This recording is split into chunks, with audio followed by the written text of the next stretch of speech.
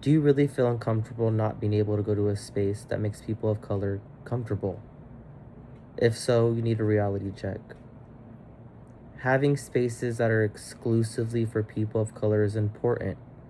Growing up half indigenous and half white really brought up a lot of singularity, but a lot of understanding that I'm not allowed in a lot of spaces and I have to respect that and accommodate my feelings in others. I believe that people should have their safe spaces. There's no matter if it's for sexuality, culture, and race. I also believe that these spaces looked shouldn't be looked at or frowned upon in a tremendous way. And people are allowed to have their feelings, but keep those opinions to yourself. I This is a very sensitive topic to me because I feel like I was never prejudiced, but I had my questions, and those questions stopped after having my own experiences. I believe that you're going to hear me lay out points of frustration, confusion, but resilience, because no matter what comes in the way of people's wants and needs, people of color and people within minorities are allowed to be who they want to be within their own culture and space. There are problems, there are ways to fix these problems, and there are ways to ignore the people that don't listen to the structure of acceptance. You first want to start off with the evidence that there was and still is safe spaces for people of color. Excuse me. This isn't from written or vocal accounts, but through physical evidence that shows that there are objects and places that held self spaces for exclusively people of color and minorities. These There are things like pamphlets, flyers, and also personal journals and stories that have an account of safe space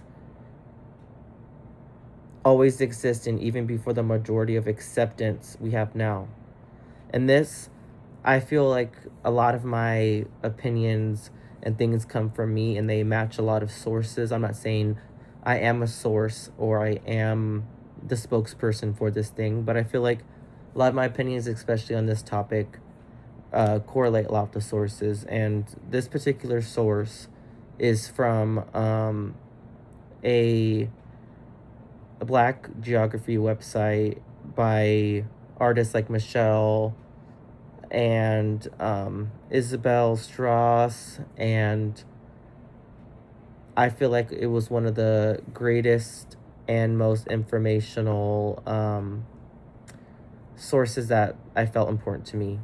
But moving on, this evidence also shows that there are problems and hate towards people of color for wanting their own spaces, even though they weren't allowed in a lot of public or private spaces, especially during segregation or different movements in the past. Bear with me, I'm still a little bit sick. People have been displaced um, and forgotten about, but even when they wanted to have a safe space in private, it was frowned upon, and people took action like bombing and killing and mutilating people for wanting their safe space, even though they couldn't or wouldn't be able to go to places or anywhere else.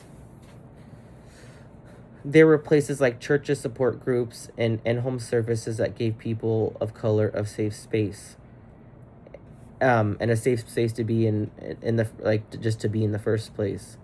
Um, I I feel like a lot of problems with from colonial presenting people is that they think that these spaces are secluding them.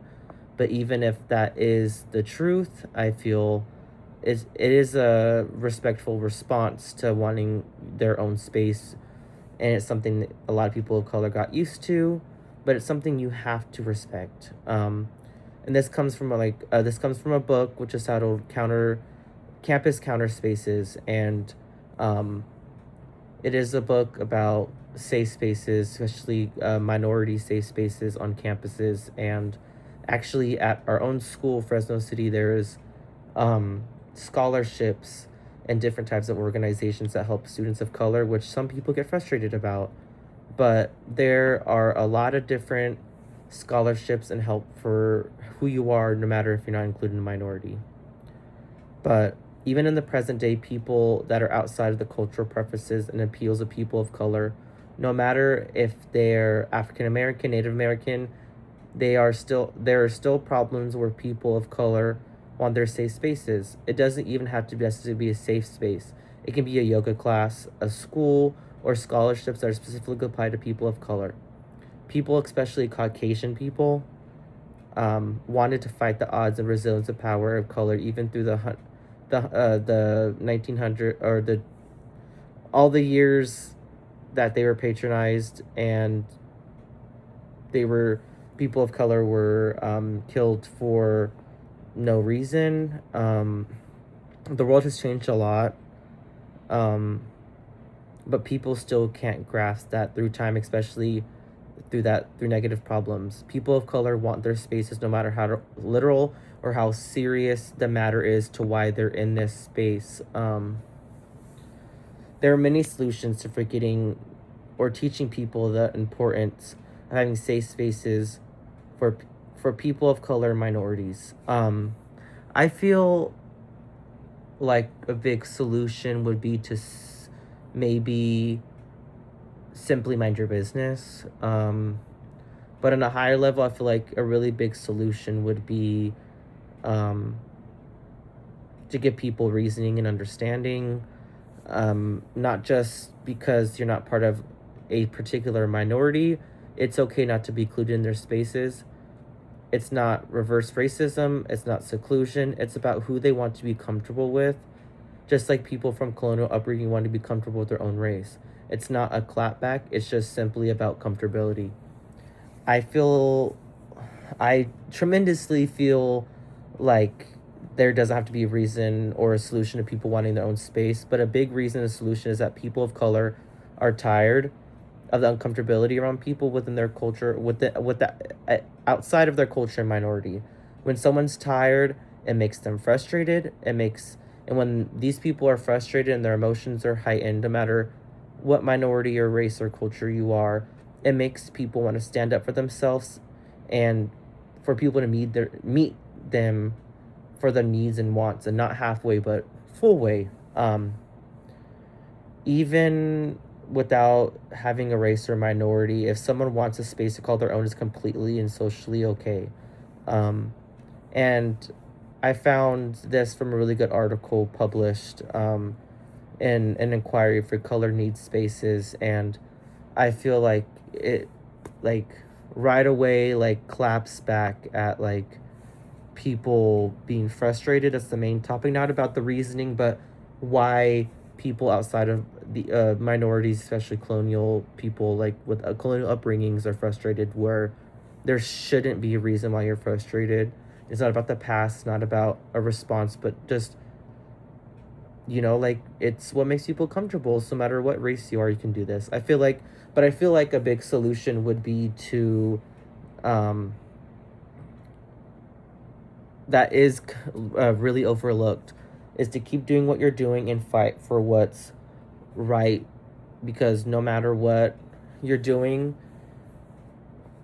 and how frustrated somebody outside of your group or party is, there doesn't have to be reasoning or answers or questions that need to be asked. There are going to be so many good things that come out of solutions and argumentative standpoints.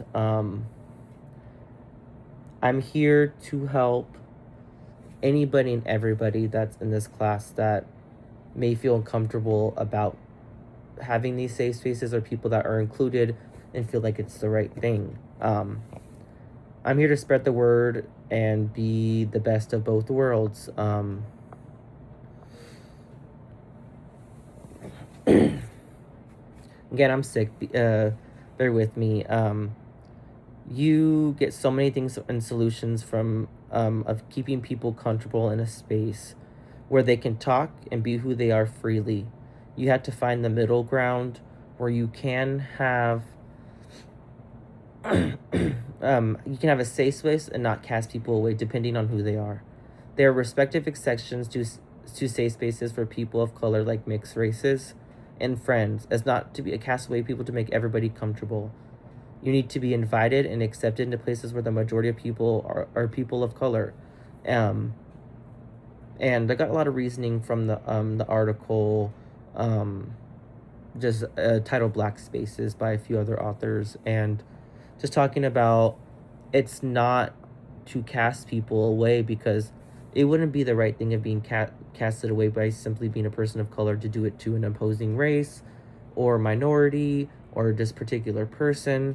So it isn't a clapback or a negative response, but you will gain a new sense of notoriety and acceptance when you give people a place of comfortability and gaining solutions for your own personal gain on for movements is extremely important, and great things come out of these things. You don't have to do things just for your minority to feel seen and loved and accepted. You can do it for everybody. um, I feel like stepping out of your own barrier and helping people and finding a solution for them, even if they're outside of your minority, makes them feel special and noticed. Anybody right now at this moment, even if it's people viewing on YouTube where I post this to upload it for my class, um, anybody that's listening to me right now will benefit from caring for someone that doesn't look like you or speak like you. You may have nothing in common with the person you are trying to help or feel comfortable with, but you will find a solution. Um, you will find solutions, especially through problems they'll make people understand, and through people that are willing to help. You will feel a sense of notoriety toward yourself, but also make these people feel comfortable and seen, even if at the end of the day you're still not allowed in these spaces that make them feel comfortable. Letting simply be in a space where they're comfortable benefits them, and it's a solution as a whole. I feel like the article that I gained a lot of this mindset from, which is the uh, wellness in the visible workforce, is places in work where there's designated instructions or rules or understandings for different minorities and safe spaces for people that aren't always applied to every single coworker, especially out of minorities or cultural upbringings. But um, I'm not the spokesperson for anybody but myself. But at the end of the day, I always say this, at the end of the day, I can help people and give people um, the space that they're comfortable in. I've learned my lessons stepping boundaries where and when I do not belong. I'm here to accept people and their personal space and spaces. But I also do believe that people should have their safe spaces, no matter if it's for sexuality, culture, and race. I believe that these spaces shouldn't be looked at for or frowned upon in a tremendous way or at all. And people are allowed to have their feelings, but they should also keep their opinions to themselves. So, like, for example, I do feel that I am pro-choice, and like kind of an example would be that be people outside of Planned Parenthood that can torment people. And I've had my experience. I used to live right next to one, walking to, the store, and I would walk by, and sometimes they would shake me or try to hit me when I would, take friends there, just simply walking by like I was doing the thing that I can't medically do, that they're frustrated with. It gets to a point where you can have your opinions, but just keep them to yourself and keep them in your group that feels the same way, and don't externalize those negative feelings or opinions. You need to face your problems on why you're frustrated. You weren't included in a group that doesn't feel comfortable around you, and you have to find a solution and how to feel so you're comfortable. But you also have to benefit from the fact that you should accept people and want to give people what they're comfortable with. I feel like not speaking up is just as bad as speaking about the wrong thing or about negative things, because I feel like you should keep your keep your opinions to yourself when they're negative, but you should also speak up for people when the time is. If you're just quiet, it's just as bad as speaking about negative things to me. But I feel like at the end of the day, I'm here to not just convince people to accept that people of color need their own safe spaces, but I'm here to give you knowledge and reasons on why without judgment. Some people are racist, not racist. Some people are racist in their own certain way and were raised to be this way. So you have to give people potential and potentiality on how they can grow, but you also can't accept the negative behaviors. So it's just like, people saying slurs or things online. And yes, you should hold them accountable, but you should also let them have, room to grow to stop being like that. But you also still have to remember the things that they did. So in your mindset and your comfortability, let people in that you're comfortable with and let people in that you think can make a change. And if they don't, it's okay to call people out that don't make you comfortable or try to invade spaces that make you comfortable culturally. Um, but last thing I want to say is that I feel like everybody can make a change. And if you can't, you don't have to put negative connotations on people wanting their safe spaces. Um, that's all I gotta say, and I hope a lot of you, all of you, or some of you, gain some insight. And thank you for dealing with me coughing and all those things. I'll feel better soon. Hopefully, the next assignment I won't feel like this. Hope you guys have a great day.